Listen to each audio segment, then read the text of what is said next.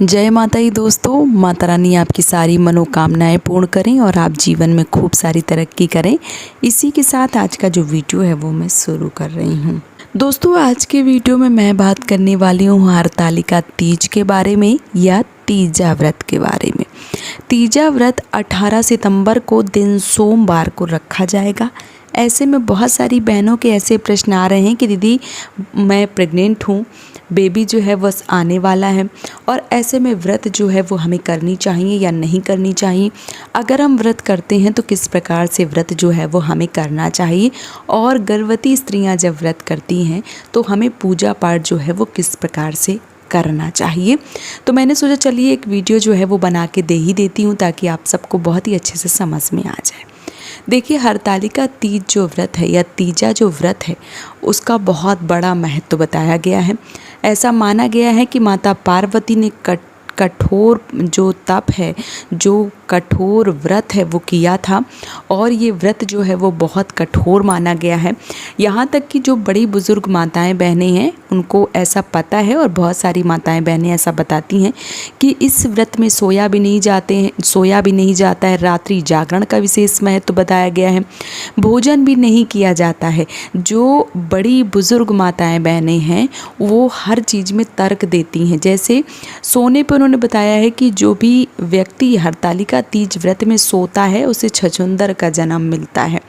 मतलब अलग अलग धारणाएं हैं, मैं उन पे बात बिल्कुल भी नहीं करूंगी। मैं बात कर रही हूँ अभी गर्भवती स्त्रियों के बारे में। जो भी माताएं बहनें हैं, जो भी गर्भवती स्त्रियां हैं, उनको इस व्रत को किस प्रकार से करना चाहिए और क्या वो पूजा कर सकती हैं, क्या वो शिवलिंग को टच कर सकती हैं।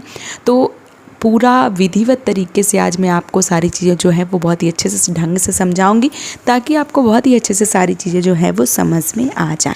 अगर आप जो हरतालिका तीज है वो व्रत शुरू से करती चली आ रही हैं, और ये जो व्रत है वो आपका दूसरा है, तीसरा है, चौथा है, पांचवा है या 10वां है, जिस भी प्रकार से है, मतलब पहला व्रत जो है वो नहीं है। क्योंकि गर्भवती स्त्री जो भी पहली बार इस व्रत को करना चाहती हैं तो वो बिल्कुल भी ना करें, क्योंकि गर्भावस्था में इस व्रत को नहीं उठाया जाता है, या कोई भी व्रत हो वो गर्भावस्था में ना उठाएं तो ज़्यादा अच्छा बताया गया है। क्योंकि वैसे व्रत उठाने से कोई दिक्कत नहीं है, लेकिन आपके शिशु को कोई दिक्कत ना हो इसलिए ये व्रत को जो है वो शुरू ना किया जाए तो ज़्यादा बेहतर होता है। लेकिन जो भी माताएं बहनें जिनका दूसरा, तीसरा, चौथा, 10वां जो हरतालिका तीज है वो पड़ रहा है, और ऐसी माताएं बहनें जो गर्भस्थ हैं, जो गर्भवती हैं, उनको इस व्रत को अवश्य रूप से करना चाहिए। क्योंकि जब व्रत शुरू किया जाता है तब हरतालिका तीज व्रत में ऐसा विधान बताया गया है कि इस व्रत को जब भी शुरू करें तो बहुत ही ज़्यादा सोच समझ के शुरू करें। एक बार इस व्रत को उठा लिया जाता है तो जीवन पर्यंत इस व्रत को करना चाहिए, और किया जाता है। इसलिए अगर आप गर्भवती माताएं बहनें हैं तब भी आप इस व्रत को ज़रूर करें। रह गई कि किस प्रकार से करें, तो देखिए अगर आप प्रेग्नेंट हैं, आप गर्भवती हैं, तो आप अपने शिशु की देखरेख के लिए इस व्रत को फलाहार के तरीके से भी कर सकती हैं। जो भी आपका शरीर जो है वो सामर्थ्य हो, जिस प्रकार से फल, जूस, मेवा, मिठाई, चाय, दूध, जिस भी प्रकार से आप इस व्रत को करना चाहती हैं, क्योंकि गर्भवती स्त्रियां जो हैं उनको हर व्रत में छूट बताई गई है। तो अगर आप गर्भवती स्त्री हैं और आप इस व्रत को कर रही हैं तो आप अपने बच्चे के लिए जो भगवान भोलेनाथ हैं उनसे क्षमा प्रार्थी करें और फलाहार करके इस व्रत को ज़रूर करें। व्रत ना छोड़ें, बिल्कुल भी ना छोड़ें व्रत को। व्रत आपको ज़रूर करना है, व्रत को बिल्कुल भी छोड़ा नहीं जाता है। एक बहन का प्रश्न आया था कि दी 18 सितंबर हमको डॉक्टर ने डेट दी है और 18 सितंबर को ही तीजा का व्रत पड़ रहा है, ऐसे में हमें क्या करना चाहिए। और वो बहन ही नहीं, बहुत सारी बहनों का ऐसा प्रश्न होगा, तो मैं उनको बता दे रही हूँ कि डॉक्टर कभी डेट देते हैं तो वो ऊपर नीचे भी हो जाती है।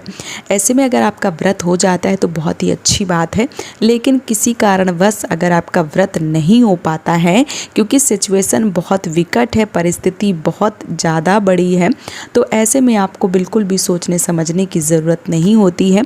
ऐसे में अगर आप उसी दिन आपकी डिलीवरी हो जाती है, उसी दिन बेबी जो है वो आपके पास आ जाता है, तो वो तो करता धरता है वो ऊपर से सब देख रहे हैं, उसमें आपको हैरान परेशान होने की बिल्कुल भी ज़रूरत नहीं होती है। तो अगली साल आपको पूरी विधिवत तरीके से इस व्रत को फिर से शुरू कर देना चाहिए। और ये मैं तब की बात बता रही हूँ जिस दिन डिलीवरी हो उसी दिन अगर व्रत पड़ जाए तब, और अगर आगे पीछे पड़ जाता है तो आप इस व्रत को कंटिन्यू कर सकती हैं। आप इस व्रत को करें और जिस भी प्रकार से आप, मान लीजिए कि आप शरीर साथ नहीं दे रहा है तो 2 बार पानी भी पी सकती हैं, फलाहार भी कर सकती हैं, लेकिन व्रत ना छोड़ें।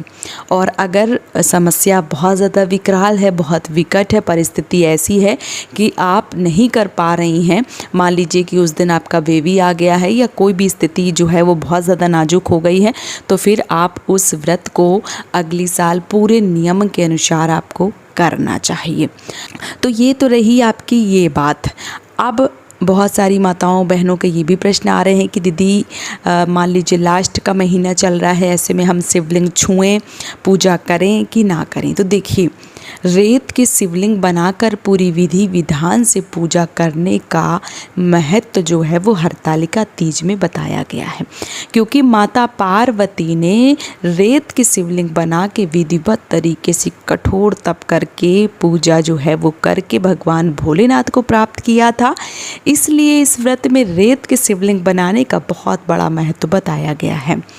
आप घर में पूरी विधिवत तरीके से रेत के शिवलिंग बना के, मंडप बना के पूरी विधिवत तरीके से पूजा जो है वो कर सकती हैं। भले ही आप 1 महीने की प्रेग्नेंट हैं, 2 महीने की, 6 महीने की, 8 महीने की, 9 महीने के, आपका लास्ट बिल्कुल महीना चल रहा है, फिर भी भोलेनाथ की पूजा आप विधिवत तरीके से कर सकती हैं। कोई भी दिक्कत, कोई भी परेशानी जो है वो नहीं होगी। घर में रेत के शिवलिंग बना के पूरी विधि विधान से पूजा जो है वो कर सकती हैं, कोई भी दिक्कत नहीं होगी। कई बार आपने सुना होगा प्रेग्नेंट वुमेन, गर्भवती स्त्रियां शिवलिंग को ना छुएं। मुझे एक भी ऐसा पुराण बता दीजिए जिसमें ये वर्णन किया गया हो कि गर्भवती स्त्रियां शिवलिंग को टच नहीं कर सकती हैं।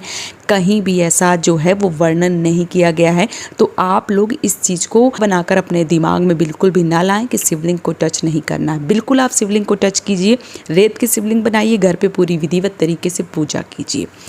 अब बहुत सारी बहनों के ये भी प्रश्न आएंगे कि दीदी जो मंदिर हैं उसमें हम पूजा कर सकते हैं कि नहीं। तो देखिए, 6 महीने तक मैंने बताया है कि 6 महीने तक आप मंदिर जा सकती हैं, पूजा कर सकती हैं, कोई भी दिक्कत, कोई भी परेशानी जो है वो आपको नहीं होगी। लेकिन 6 महीने आपका समाप्त हो जाता है, 7वां महीना लग जाता है, फिर किसी भी मंदिर में आपको नहीं जाना चाहिए। क्यों नहीं जाना चाहिए उसका भी मैं उदाहरण आपको दे देती हूँ। बहुत सारे बच्चे होते हैं जो समय से पहले आ जाते हैं, 7वें महीने में, 8वें महीने में, 9वें महीने में। इसलिए मनाही की गई है कि आप अपने घर की देहरी जो है वो नाग के किसी भी मंदिर में ना जाएं, तो आपके लिए ज़्यादा बेहतर होगा और आपके शिशु के लिए ज़्यादा बेहतर होगा। क्योंकि जब लास्ट वाले महीने चलते हैं उस स्थिति में आपको घर में रह के पूजा पाठ, जागरण या जो भी पाठ हैं उनका स्मरण करना, आपको जो भी आप रामायण पढ़ना चाहती हैं वो सब चीज़ें जो है वो घर पे बैठ के आप पूजा करेंगी तो वो आपके लिए ज़्यादा अच्छा है। अगर आप घर से बाहर ना जाएं तो वो आपके लिए ही अच्छा बताया गया है। उसमें कोई ये नहीं है कि नहीं कर सकती हैं, वो केवल इसीलिए बताया गया है कि क्योंकि बहुत सारे बच्चे जो हैं वो समय से पहले ही जन्म ले लेते हैं, समय से पहले ही आ जाते हैं। और अगर आप किसी मंदिर में जाती हैं, वहाँ पे कोई ऐसी सिचुएशन आ जाती है, ऐसी परिस्थिति बन जाती है कि वहाँ आपका शिशु जो है वो आ गया या कोई ऐसी बात हो गई, इसलिए मना जो है वो किया गया है। तो घर पे आप शिवलिंग बनाइए, रेत के बनाइए और पूरी विधिवत तरीके से उनकी पूजा कीजिए। उसके बाद अगले दिन जब पारण किया जाता है तो पारण से पहले ही आपको जो पार्थिव शिवलिंग है, जो रेत के शिवलिंग हैं, उनको विसर्जन कर देना चाहिए और व्रत का पारण जो है वो कर लेना चाहिए। तो जो शिवलिंग है वो आप बनाइए, उनकी विधिवत तरीके से पूजा कीजिए, मंडप बनाइए और पूरी विधिवत तरीके से पूजा जो है वो कीजिए। दान पुण्य करना चाहती हैं तो आप घर में दान पुण्य का जो भी सामान है वो निकलवा के किसी दूसरे के अपना हाथ लगा दीजिए और किसी दूसरे के हाथ से भी दान पुण्य जो है वो करवा सकती हैं। तो ये चीज़ें जो हैं वो आपके मन में रही होंगी और आप बहुत सारी परेशानियों से जूझ रहे होंगे। तो मैंने इन सारे प्रश्नों का जवाब जो है वो दे के आपका मन जो है वो हल्का कर दिया होगा और उम्मीद करती हूँ कि वीडियो भी आप सबको पसंद आ रहा होगा। अगर वीडियो पसंद आ रहा है तो मेरा सपोर्ट कीजिए, चैनल को सब्सक्राइब जरूर कीजिए। आप सब लोग सपोर्ट करेंगे, सब्सक्राइब करेंगे तो मुझे बहुत अच्छा लगेगा और मैं आप सबके लिए ऐसे ही वीडियो जो है वो लाती रहूँगी। अगर आपके मन में कोई प्रश्न आ रहे हैं तो आप मुझे कमेंट सेक्शन में ज़रूर लिखिए। आप सभी माताओं बहनों को हरतालिका तीज व्रत की ढेर सारी शुभकामनाएं। भगवान भोलेनाथ आप जोड़ी सलामत रखें और आप जीवन पर्यंत अपने पति की लंबी आयु के लिए, उनकी तरक्की के लिए हरतालिका तीज व्रत जो है वो करती रहें। इसी कामना के साथ आज का जो वीडियो है वो मैं समाप्त कर रही हूँ दोस्तों। जय माता दी।